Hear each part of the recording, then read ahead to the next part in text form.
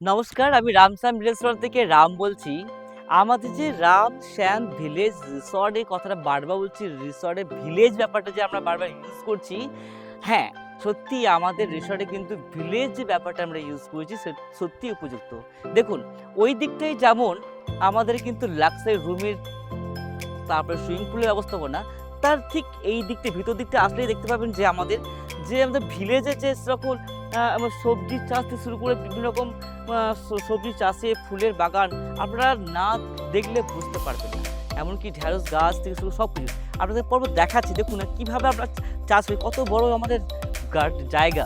দেখুন এখানে যেমন কলমি শাক চাষ হচ্ছে, কলমি শাকের চাষের থেকে দেখুন এইদিকে চলে আসুন, দেখুন এখানে শসা গাছ। আমরা যে সকল জিনিসের চেষ্টা করি আমরা বেশিরভাগই কিন্তু আমরা নিজেরা কিন্তু এই আমরা চাষ করি এবং একদম দেখুন শসার চাষ হচ্ছে, এটা হচ্ছে পুরোটাই শসা চাষের এবং এখন ফুল আসতে শুরু করেছে শসা গাছে। আপনাদেরকে আমি হয়তো নেক্সট ভিডিওতে দেখাতে পারি আমাদের শসাগুলো কেমন ফলন হয়েছে, কিন্তু এখানে দেখুন আজকে শসার চাষ কতটা পরিমাণে আমাদের চাষ হচ্ছে। দেখুন দু একটা শসা অলরেডি ধরেছে, কিন্তু আপনাদেরকে অনেকটা না হলে আমি দেখাবো না, কেন বড় বড় শসা দেখাবো আমার ইচ্ছা আছে।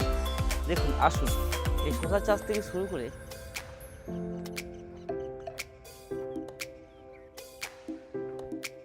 এদিকে আসুন।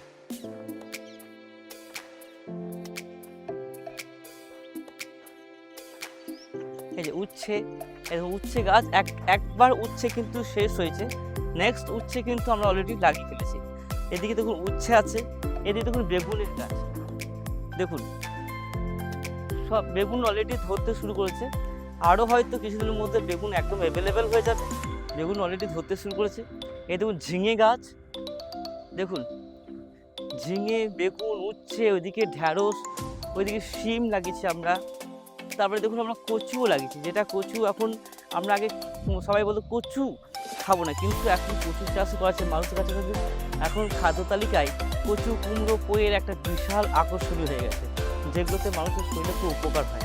যার জন্য সেই ধরনের জিনিসও আমরা কিন্তু অলরেডি চাষ করছি। দেখুন সুন্দর করে কচুর চাষ করা আছে, যে সিম গাছের চাষ করা আছে, এই যে বেগুন গাছের চাষ করা আছে, ঝিঙে চাষ করা আছে। মানে একদম যেটা বলা হয় যে আমরা বলেন যে রামসামে কী চাষ হয় এত তাই পরপর কিন্তু আমরা এই জমিতেই কিন্তু আগে আপনাদেরকে দেখেছিলাম কুমড়ো, লাউ, ঝিঙে, হাইব্রিড ঝিঙে, আবার কিন্তু সেই জায়গাগুলোই কিন্তু আমরা নতুন করে গাছ লাগিয়ে আবার ফসল করছি। অতএব রামসামে কিন্তু 12 মাসই মানে সিজন ওয়াইজ কিন্তু আমরা সবজি লাগিয়েই থাকি, যার জন্য কিন্তু আমাদের রেস্টুরেন্টে যেই সবজিগুলো তৈরি হয় সেগুলো কিন্তু খুবই টেস্টফুল হয়। অনেক মানে আপনারা না আসলে হয়তো আমাদের রিসর্টে বুঝতে পারবেন না যে এত সুন্দর যে আমরা করেছি। মানে আমাদের গার্ডেনটাকে সবজির গার্ডেন, ফুলের গার্ডেন, মানে একদম সুন্দর একটা মানে ভিলেজ ব্যাপারটা আপনারা কিন্তু এখানে উপভোগ করতে পারবেন। তাই বলবো আপনাদেরকে যে আমাদের এইটুকু জায়গাটা আরও ওই সাইডেও চাষ হয়েছে, ওইখানে চাষ হয়েছে, ওই দিকটায় ঝিঙে আর আছে, ওখানে ওই লাস্টের দিকে আমি এতটা যেতে পারছি না।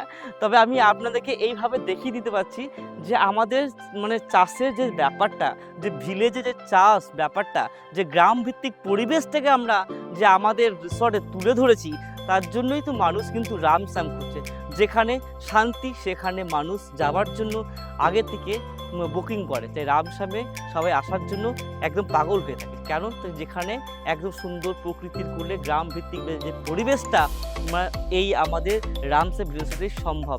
তারপর দেখুন ওখানে যে গোশালয়, মানে যেটা আপনাদেরকে আগের অনেক ভিডিও তো আপনি দেখেছেন আমাদের ইয়েতে গোশালয়, কিন্তু দেখুন এই যে একদিকে চাষ, এদিকে একদিকে গোশালয়, তারপরে এদিকে মুরগি চাষ, ছাগল, তারপর ওইখানে দেখুন আমাদের ডাক হাউস আছে বা হাঁসের চাষও আছে, যেগুলো আপনারা যে গ্রামের মধ্যে যেগুলো আমরা খুঁজে পান। এই দেখুন পাখির কলরব, যে একটা মানে ভিলেজে আপনারা গেলে পরে যে দৃশ্যটা আপনারা দেখতে পারেন, সেই দৃশ্যটার প্রতিটি জিনিসই কিন্তু এই রামসাম রিসর্টে রাখা আছে। দেখুন এই যে গোশালাটা দেখুন আমাদের এখানে সুন্দর সুন্দর গোশালায়, দেখুন ছাগল থেকে ওইদিকে দেখুন মুরগি, মানে একদম মনে হবে যে আপনি এখানে একটা গ্রামে এসে আপনি নিজেকে হারিয়ে ফেলেছেন। আপনি একটা শহরের কোলাহল জায়গা থেকে বেরিয়ে এসে এই সুন্দর প্রকৃতির পরিবেশে এই যে মুরগির চাষ, তারপরে এদিকে গরু, যে আমাদের রামসামের যে গোশালয়, যেখানে এই দেখুন কত গরু দেখুন, তারপরে এই যে ছাগল, এই যে একটা সুন্দর একটা পরিবেশ। আমি মানে যে গ্রামটা উপলব্ধি করছি, আপনি না আসলে তো এই জিনিসটাকে উপলব্ধি করতে পারবেন না।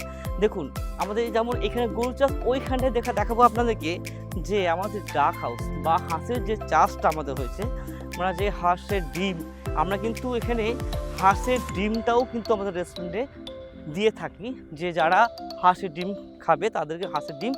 এবং আমাদের এখানে জানেন তো আপনারা ভালো করেই, আমাদের এই গরুর দুধ থেকেই যে আমাদের ঘি তৈরি হয়, যেটা আমরা ভাতের সঙ্গে আমরা অল্প অল্প করে দিই, এবং যেটা এত টেস্টফুল, কারণ হচ্ছে আমাদের সঙ্গে নিজস্ব প্রোডাকশন, যার জন্যই কিন্তু কোনো মিক্স নেই, কোনো রকম কেমিক্যাল নাই, যার জন্য রামস্বামীর খাবারের, যে রামস্বামী রেস্টুরেন্ট খাবারের যে সুগন্ধ এবং খুব টেস্টফুল, মানুষ বারে বার ভিড় করে জমে রামস্বামীর এই রেস্টুরেন্টে, কারণ একটাই, তারা নিজেদের সব চাষ এবং যে নিজেদেরই যে ঘি উৎপাদন হয়।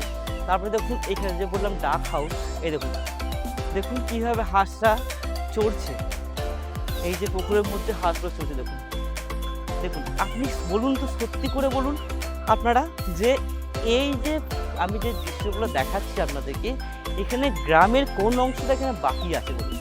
এখানে গ্রামের কোন অংশটা বাকি আছে? এখানে যে হাঁস, গরু, ছাগল, মুরগি, তারপরে সবজি চাষ, মানে সুন্দর একটা পরিবেশ। তাই বলবো যে আপনারা যারা এসছেন আমাদের এই রামশ্যাম ভিলেজ রিসর্টে, আমি তাদেরকে বলবো যে আপনারা অবশ্যই কমেন্ট করে জানাবেন যে আপনাদের কেমন লাগছে, বা আপনাদের এই রিসর্টে এসে আপনাদের কেমন লেগেছে, একটু কমেন্ট করে জানাবেন। আর যারা এখনও বুঝতে পারছেন না যে এই রামশ্যাম ভিলেজ রিসর্টটা এত সুন্দর রিসর্টটা, যে গ্রাম ভিত্তিক এবং লাক্সারি রুম, সুইমিং পুল, এত কিছু নিয়ে বিশাল বিস্তারভাবে এই রামশ্যাম রিসর্টটা কোথায়, আমি তাদের বলবো আপনারা স্ক্রিনে দেওয়া নাম্বারে অবশ্যই কন্ট্যাক্ট করবেন।